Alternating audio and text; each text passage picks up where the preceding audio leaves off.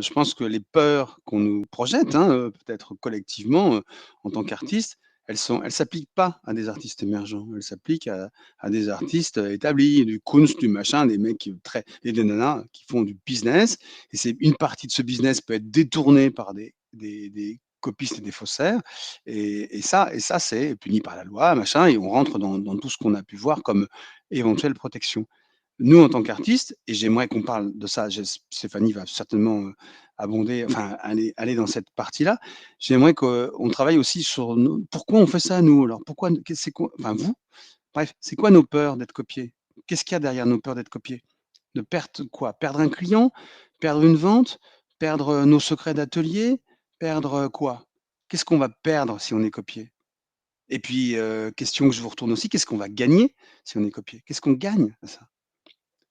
Dans cette guerre de l'image dont parle Mélanie, peut-être que peut-être que même en étant copié, bah, finalement ça peut nous servir.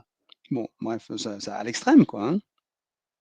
Si vous avez une patte très particulière, heu, voilà, le fait d'être copié, enfin moi ça m'est arrivé vraiment, hein, enfin copié, pas par un faussaire, mais par, alors, c'est un peu particulier parce que j'ai une partie de moi qui est très, qui était très YouTube, tuto, machin, avec plein comme quelques artistes d'ailleurs dont je pourrais vous parler, qui n'ont pas peur d'être copiés parce qu'ils vendent beaucoup d'œuvres et ils font plein de tutos, ils expliquent tout sur ce qu'ils font.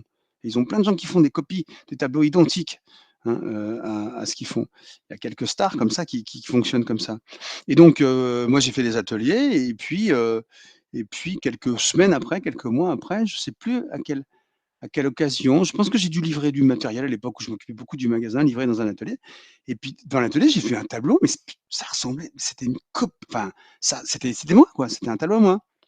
Voilà, parce que je faisais beaucoup de calligraphie, c'était très visible, c'est avec des cercles et des trucs et c'était une copie.